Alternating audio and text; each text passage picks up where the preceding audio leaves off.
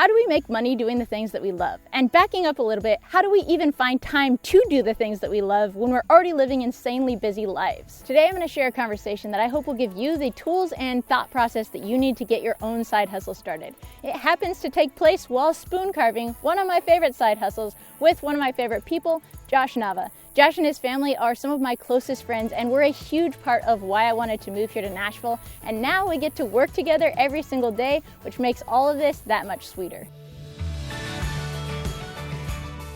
I think a lot of people really could benefit from having a couple extra $100 a month, and especially right now have been kind of racking their brains as to how they might be able to generate that. One of the ways that I've been able to manufacture more time in my life is limiting my time with electronic devices.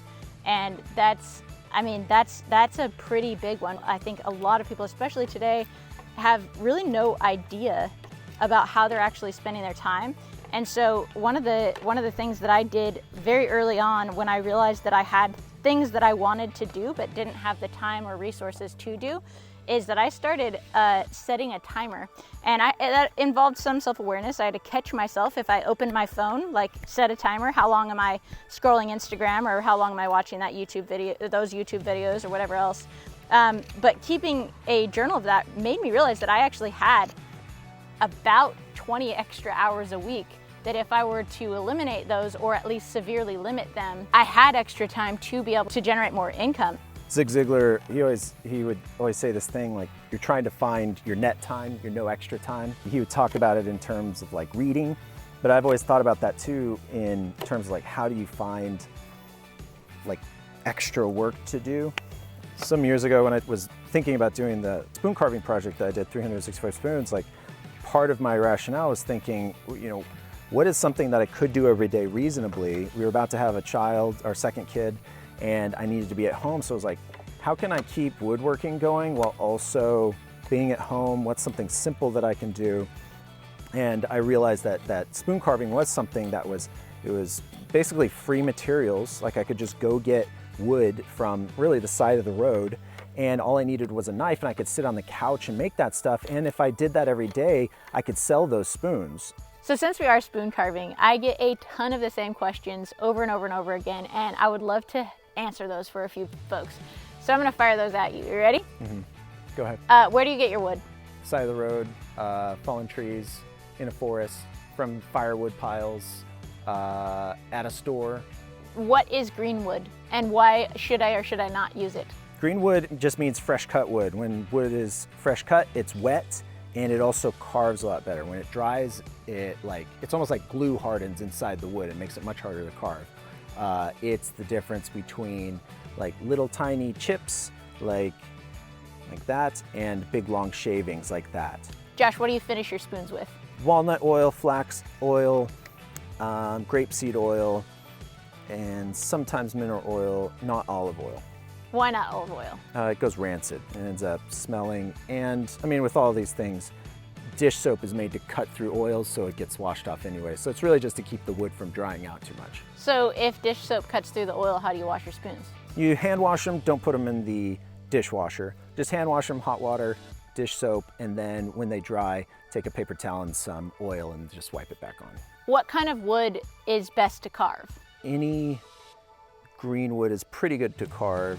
Fruit woods are the best. Cherry trees, apple trees, pear trees. What carving knife do you use? I use what's called a Sloyd knife. It has a big long bevel, not like a short little sharp part on like a pocket knife. So you're not using a pocket knife? No, I could, but it's much easier to use a blade like this. And this is specifically made for cutting through green wood. If you were to buy that knife, this knife, would it come out of the box ready to use? Sometimes it does, sometimes it doesn't. You can tell if you try to cut, if it leaves a rough surface. Really, a sharp knife is really important because it will leave a very smooth glass-like surface. But if it's not, then you have to learn how to sharpen it. So Josh, to sharpen your knife, do you need some kind of fancy sharpener, some expensive equipment? You don't. I use a piece of wood that has automotive sandpaper wrapped around it. It's pretty cheap, and I use that to sharpen all of my knives. A lot of people use really expensive sharpening stones, but they're not needed. Is razor sharp enough? That's usually how I check. After I have sharpened this knife, I will check on the back of my arm, and if it can cut hair, then it's good enough. If we're talking about cutting hair, could we please just take a quick moment to talk about your mustache? Great. So how is it that you care for your mustache, or how do you craft beautiful coif on your face? Well, it takes a lot of effort and time. Actually, it doesn't. It just really just takes growing it and then shaving the rest of your face. Which brings us to the sponsor of today's video, which is Harry's Razors. Harry's sent me a starter set, and because I was much more interested in the farming application of a razor, I sent Josh home with some stuff so that he could try it out on his luxurious mustache. I grew my mustache as a joke, and it stuck around. So in order to maintain it, I have to shave regularly. But the problem with shaving, of course, is that most all the blades are way too expensive. It has a weighted handle with a really nice textured rubber grip, a 5-blade razor cartridge, this foaming shave gel, a travel cover. Okay, the first thing I noticed, this is a really good razor. You can tell right when you start to shave. It's very smooth. It's not leaving nicks. This is a legitimately good razor. I might have to steal this from the office. The deal Harry's currently has with their trial set is amazing. You'll get everything that you need for a close, comfortable shave, and you'll be supporting my channel by signing up. Redeem your trial set for just $3 when you go to harrys.com/AnnofAllTrades and join the 10 million people who have tried Harry's. There is always more time to be found for something that is a really high priority. I mean, even when I started my social media business, I was still working full time, and I kind of took on this whole other full-time gig just in my quote-unquote spare time. But I mean, I didn't have spare time when I started. I was already pretty busy, but you know, it was a priority for me to be able to become more financially independent. And also, like, just at that time, I had gotten interested in woodworking, and I wanted to be able to afford to buy tools, to take classes someday, to buy wood so that I could practice the skills that I was learning. And so through that, I found a whole bunch of what I like to call little buckets. And I say little buckets because if you've ever been in an antique barn, if you look up on a sunny day, the roof has like 10,000 little holes in it. And back in the day, when it would rain, farmers would put a whole bunch of little buckets on the ground, and some buckets would catch a lot of water and other buckets would catch less water. And I've thought about a lot of my business exploits the same way. Like, this one may only catch a little bit of water, but it's still a worthwhile endeavor because it either builds to something else or builds on something else that I'm doing, justifies some amount of time that I'm spending doing something that I enjoy, or gives me a potential future audience for some other business that I would be interested in starting. I think a lot of people would want to learn, to have a skill that they don't. And it's often, one thing I always point out to people is that, learning how to do those things is part of the process of being able to do them. Like, to have a skill that is valuable enough, like, first you have to put in the time and the work, but that's also something that you can do on the drive to work. Like listening to an audiobook. I can't even tell you how many messages I get on social media that see the end result or the middle result of what I'm doing now, and they're like, well, how can I quit my job to do that? And I'm like, well, first of all, I worked full-time and did this for 4 years before I quit my job, 5 years before I quit my job.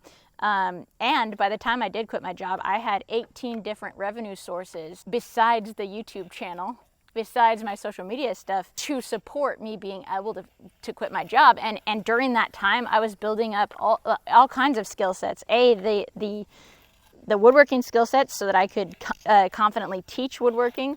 The social media skill sets, like learning how to photograph and tell a story. And it definitely takes time. But what do you do when you need some money right now?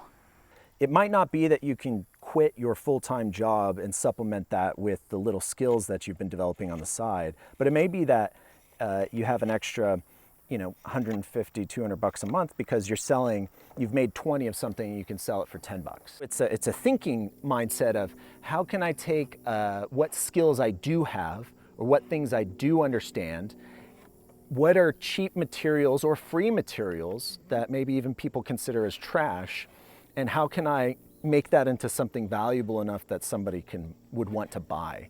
Yeah. And that alone is a really valuable mindset to have. And it's more of a mindset than it is a skill, because if you don't think that you can do anything, It might just be that you haven't gotten the confidence from the trying. And that pretty much leads us to where we are sitting and what we're doing right now. Both of us had the skill of spoon carving. We had the access to free materials in the form of Greg Pennington's firewood pile. And we didn't actually have any time because we've been running around like chickens with our heads cut off for the last few months, but we knew that because of other needs that the business had that we needed to manufacture some income. So we manufactured some time to allow for that. And with this, we have our skill being spoon carving. Because I have that social media audience, we have a platform and a story that we've told that will help us to sell them. But not everyone has that social media audience. And one of the things that you mentioned that I would really like to encourage folks to think about is most people actually do have an audience in the form of family members, Facebook friends, other social media friends, even people within your own neighborhood. There's opportunity for all kinds of income if you're willing to kind of put yourself out there and try.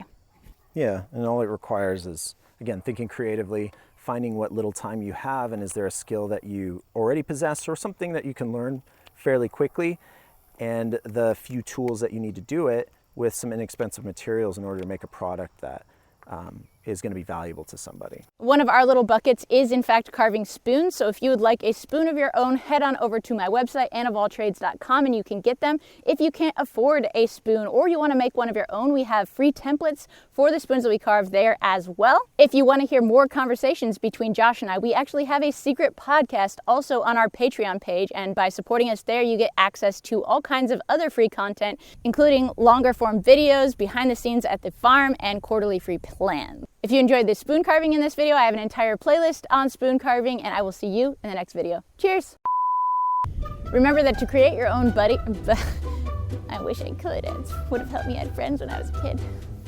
Buster Smoochie went everywhere with me. He was the love of my life and still is to this day. Okay, great. I also don't have a bowl cut.